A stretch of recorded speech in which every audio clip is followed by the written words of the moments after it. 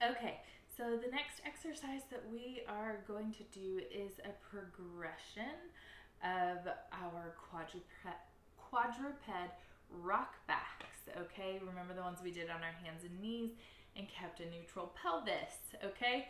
So the next thing we're gonna do is we're gonna practice hip hinge training, okay? Life as a mom, we do a lot of picking things and babies and toys and laundry and car seats and all of that up off the floor. And a lot of the times we end up, if we're not really super familiar with a deadlift, we end up kind of doing like a either an awkward squat or like a squat deadlift combination, or we just don't know how to pick things up really well off the floor. And so this hinge training is going to help us get that motor program built and get it to become more automatic so that we can more easily pick things up off the floor and be stronger when we do it. Okay, so this is going to be a hinge training. So I'm going to use this wall here, okay, and the closer you stand to the wall, the easier it's going to make it, okay, and a little bit goes a long way when you scoot your feet forward with this, okay.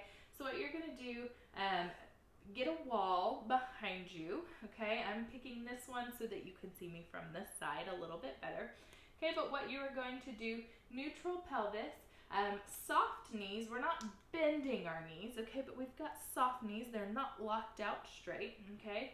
And what you're going to do, if you think that you take your hands right here, where if you were to lean forward, it's that fold in your hips, that's where you want to drive your movement from, okay. You want to drive that movement back, okay.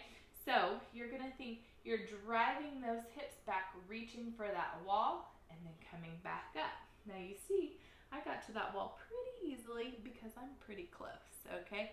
But you can see I'm hinging, my chest is coming forward, staying up, hips are driving back, okay?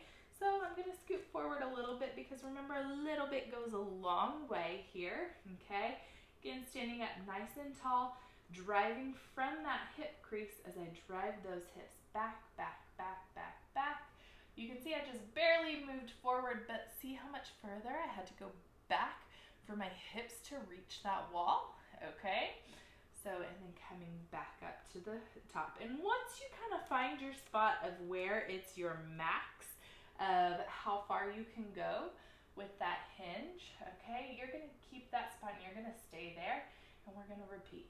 So coming back up, okay? What I don't wanna see is that you're hinging back, you're letting that back go into that, or that pelvis drop into that anterior tilt where you've got that really big curve in your low back, okay? So keeping a neutral pelvis, sending those hips back, back, back.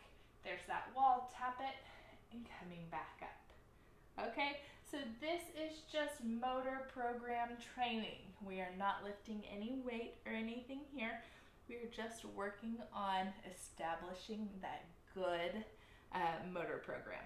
Okay, so that's the end of this one.